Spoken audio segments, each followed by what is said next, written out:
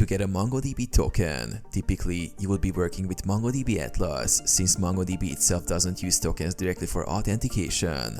However, MongoDB Atlas supports authentication using API keys and tokens for automated interactions. Here's how to obtain a token in MongoDB Atlas. Log into MongoDB Atlas. Visit MongoDB Atlas and log in with your account credentials. Navigate to the API keys section. Once logged in, go to your Atlas dashboard. Click on the Access Management option in the left sidebar. Under Security, click API Keys.